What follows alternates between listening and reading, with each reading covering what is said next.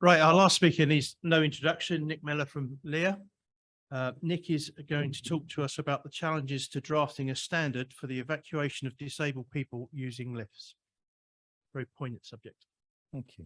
Follow that, eh? So I put my slides together some time ago, so please bear with me if I'm a bit rusty with some of this stuff. Right, so, and all the good stuff's in the paper. So I've got two acknowledgements before I go. By the way, David, could you give me a shout after 10 minutes? I will. So two acknowledgements. One's Gina Barney. There's some stuff about capacity assessment in the paper that, frankly, I lifted from her pretty shamelessly. The other one is, there's two reviewers for each paper. One in particular, I think I know who it is. Thank you very much, because there were some very, very detailed comments, and it's always great to have that feedback, and you know, it's commenting that helps improve things. So there you are. We've talked about it for years, haven't we? How do we get people out of buildings, especially disabled people, and out of buildings that we can evacuate for various reasons? Fire is only one of them. But so I want to talk about convergence, and I mean, there's two things I mean by that. So let's look at convergence.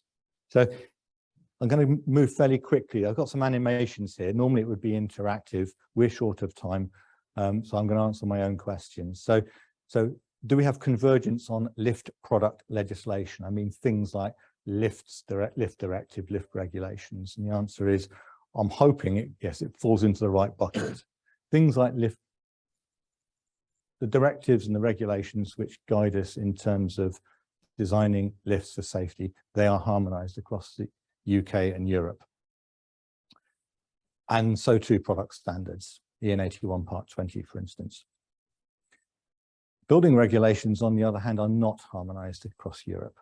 And therein lies part of our problem with coming up with a European standard for evacuation lifts. Apparently, fire burns differently in different cities even.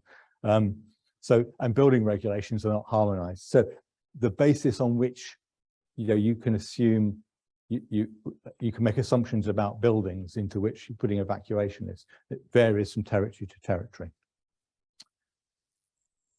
Current evacuation lift requirements, they're not harmonized. So in the UK, we have BS 49s that's got some recommendations for an evacuation lift in Annex G. At the European level, we've got CEN TS 81 Part 76. Future evacuation lift requirements hopefully will be harmonized, and hopefully the vehicle for that will be a standard that's currently under development called EN 81 Part 76. And I've put a little qualifier in there, if and when published. Nothing's certain in this world. Just a note on convergence before we go on, and that is, so there's a European standard hopefully being developed by CEN. That's a bunch of people working together. So convergence also means those people from different CEN countries coming together with an agreed solution to what an evacuation lift looks like. So that isn't easy either, by the way. And I think that's part of the reason why it's taking so long to actually get close to a published standard. I want to just very quickly look at what could be included in EN 8176, then we'll go on later to what it absolutely cannot include. So what could it include? Well, you would have seen recently, I suspect, that the draft PREN 8176 has been out for something called public inquiry, something you comment. And I can see one or two faces in the room that I know you've commented on it, and thank you for that. That helps improve the document.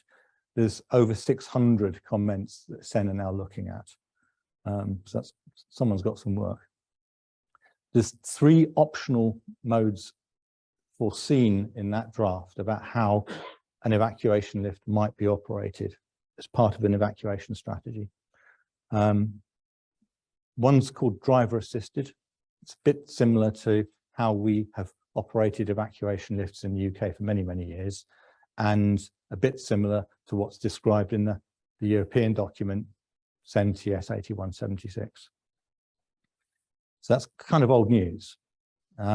What's new is an automatic evacuation operation. It's the idea of something that after a fire alarm might stay in service in some sort of limited form to get disabled people out of a building or allow them to self-evacuate. And frankly, the impetus to actually wake up and smell the coffee on that was Grenfell, for us at least in the UK.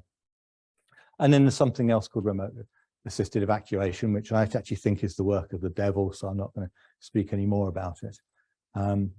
So very, very briefly, driver assisted evacuation. I think I've already pretty much described that. We know what it looks like in the UK at least. You've got an evacuation lift switch at the exit floor. The driver uses that switch to take control of the lift. They then go inside, use the car controls, kind of priority control to drive to whichever landing, whichever floor in the building has someone awaiting rescue. It's quite a simple beastie. It's well understood, has one huge disadvantage, and that is it is no use until a driver is available to use it. That means it's not much use in many residential buildings, or at least it's not much use until a rescue team can be mobilized. And at 2 o'clock in the morning, that could be a long time. So that was the reason why post-Grenfell, there was a feeling that we should look for an automatic evacuation solution. However imperfect that is, and however difficult it is, that's the way that we're being driven now post-Grenfell, at least in the UK, and I think also in other European countries. So the idea with that is, after a fire alarm goes off, some system in the building will be intelligent enough, call it a BMS, might be other systems, might be intelligent enough to detect that it's safe for the lift to go back into a limited automatic operation. And it would then cycle between the exit floor and the floor where it had received the highest priority landing call. How you prioritize, that's another issue that I think needs a load more unpacking. But then it would essentially cycle and evacuate those people that had gone to the lift, called the lift, and identified themselves as needing to self-evacuate. So the big plus with that, of course, is that would allow people to use a lift without having to wait for a driver. In other words, can go into service in its limited form very quickly after a fire has been detected. Doesn't waste time, it uses those precious early minutes. Number of disadvantages with it. First of all, it implies or requires something of intelligence in the building to determine that it's safe for that lift to remain in service. I think another concern, and I'll come on to that in a minute, is how we prioritize disabled users rather than the rest of us who might just think we fancy using the lift rather than walking down a load of stairs. And I touched on the call prioritization issue. That's a concern. We don't really have time here to go into that. I don't have any answers at the moment either. So that's a little bit about what might be in a future EN 8176 from the draft.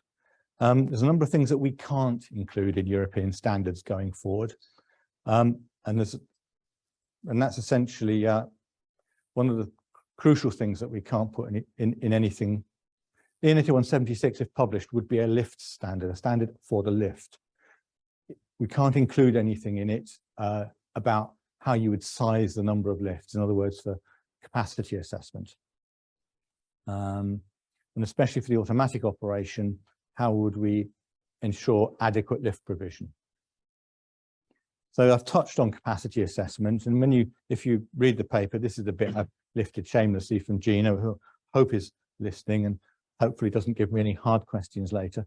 A number of things go into making a capacity assessment, and I'm in the lion's den here. I mean, there's 100 people in the room who know far more about sizing lift installations than me, but obviously one of them is you have to know how many people you need to get out, you have to know how long you've got to do it in, and you have to know what your things like your car loading factors, because presumably disabled users, including people in wheelchairs, are probably not going to pack the car as densely as in normal use.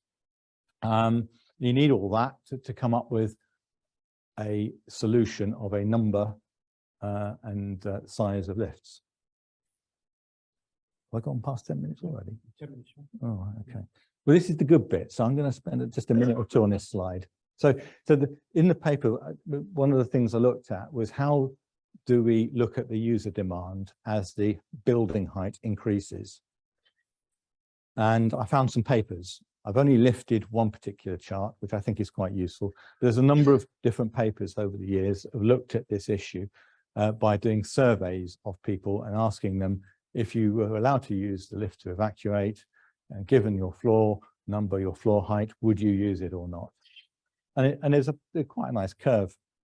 There's some people, and funnily enough, 10% equates to other information I've seen, that there's a basic minimum number of people that even if they had to go from one level to the next level, need a lift. They absolutely can't use stairs even for a floor. And then at the top end, there's a certain number, small number of people who, regardless of building height, will use the stairs. So there's two, and so that's a kind of asymptote. In between, whoops, in between, most users, if you follow the implications of that chart, most users would use a lift to evacuate depending on their floor height. But interestingly, even at modest floor heights, like 10th floor, significant numbers of people would use evacuation lifts. In other words, and here's my concern, you can't just size the number and size of lifts on the disabled population of your building.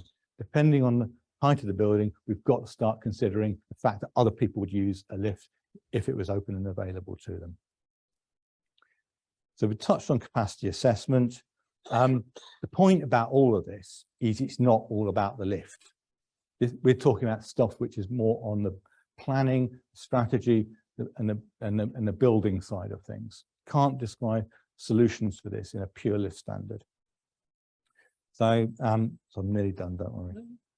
So that points to a number of bits of future work, which I think have to be solved, not necessarily within the NH 176. And essentially, I've just listed those there. A number of them I've spoken about already. I believe that we should frame or have framed somewhere in standards something about how we do capacity assessment for evacuation, where it's using lifts in an automatic mode. I think we have to say something about important things like planned evacuation times, very touchy subject. No one wants to go there. Could we come up with a simplified approach to low-rise buildings? And certainly on the capacity assessment side, Gina and I thought the answer to that was yes. There you are, Gina. If you're listening, I'm just trying to build in some excuses there. Call prioritization for automatic operation is a whole other subject that we could talk about, and I've not really touched on here. And then the crucial other set of things is, what are the building requirements for an evacuation lift, and where do we put those? Can't put them in a future NH 176. Where do we put them? How does the lifts world working on the NH 176 coordinate with the building world who are working on other standards? So that's it for me. Thank you very much.